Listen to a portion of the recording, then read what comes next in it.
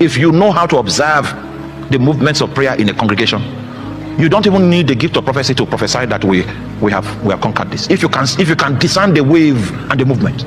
If your time to lead prayer is just 1 hour, and when you hit 54th minute, the congregation rose up and we're advancing, don't stop that prayer at 1 hour. If you stop it at 1. Welcome to my channel. This channel is committed to sharing powerful spiritual messages to help you grow in the spirit and fulfill your divine destiny. This video has been carefully edited to inspire, uplift, and strengthen your spiritual life. Kindly watch, and if this video blesses you, don't forget to like, share, and subscribe to this channel. Enjoy the video. In Gadara, were responsible for that wind that Jesus had to combat before he came to this side. So whenever you are in intercession, the reason why the matter is permanent, that is a cause of concern for which we are mounting up in intercession, is because it is guarded by evil spirits, that situation. And when you mount up in intercession, you will now discover that you need energy to pierce through the resistance. That energy will be supplied by what we call intercessory tongues. There's a time you are praying and then you begin to pray in a certain way. You have entered the realm of intercession. And if you are leading prayer, don't stop people in that mode. It's sacrilege for you to stop that level of engagement. Do you still remember Elijah when he was praying 7 units of prayer? He will ask his servant to go and check the sky, because the effort that he was putting in was going to manifest on the canvas of the sky. Now, you see, in the Old Testament, spiritual things are put on display externally so that we can understand what is obtainable in our heart. That canvas of the sky that Elijah was asking his servant to go check is, in the New Testament, it is now your spirit. So as you pray, you check what is rising. Are you following? Now, so the guy was checking what was on the canvas, and he was checking it. Nothing had risen. The feedbacks were coming, and the cloud was somewhat insignificant, but it was on the strength of that insignificant cloud that he told Ahab to run ahead of him, because as that thing was coming, he was hearing the audio aspect. I hear the sound of an abundance of rain. An abundance of rain was only manifest through a little cloud. So a little sign in your spirit can be a sign of something that can blot out an entire city, but it's just a little sign. Spiritual men don't call signs little, because many times the difference between life and death is just a small sign. So when you notice that we are praying on a matter and you are leading prayers, and then you notice that the Spirit of God just comes, and then the way people are praying is on a level of intensity, it means that we are knocking against an obstacle. And what is happening to us there are intercessory tongues. It means we are fighting. That's how we war. That's how we fight.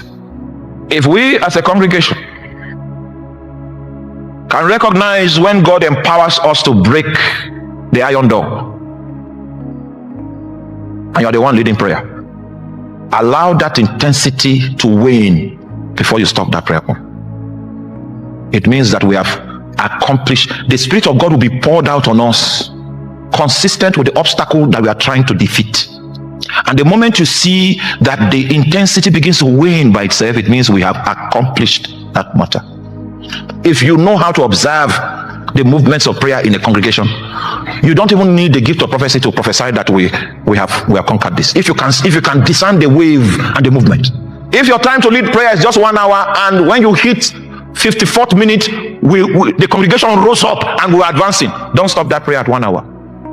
If you stop it at 1 hour, what you have made us is that we are just a production church. I hope you know what production is. We sit down on the table and say, okay, pastor will sit down on the table and say, prayer is 3 minutes. In fact, I went to preach somewhere and they gave me the program. Prayer was 3 minutes. I don't know. I need to go to school to learn how to lead a 3 minutes prayer for a conference. I saw the 3 minutes. Okay. When they even said they had improved it, it was 5 minutes. So that's production. You are doing it as a formality. You are not doing it in order for us to experience the ministry of life. You are just doing it as a formality. This is how we should do it. When we arrive at that place where we do things in church because they are formalities, we are falling. What we are doing is business, it's not ministry. What what we are doing at that point is we're trying to collect money. We're not trying to offer service. Ministry is service, sacrifice. As we advance as a congregation to shut down things in the spirit, the demons responsible for holding those things in place normally rise up. Have you heard the scripture that says, when the enemy shall come in like a flood, the spirit of the Lord shall what? So if you notice that the standard is being raised in the spirit, and even though we are not talking to ourselves, we are not planning, but simultaneously you notice a wave, we must accomplish the errand of that wave before we shift the emphasis. Unfortunately for us, in our city in Nigeria, where God sent us to, the place where we now planted, where we saw land, was a place that had powerful warlocks at work. The owner of the land was about 100 years old.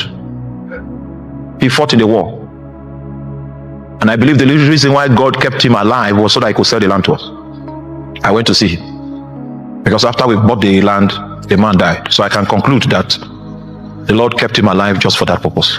So you could see divine orchestration, because in that part of the city it's impossible to find a land like that, but we found it.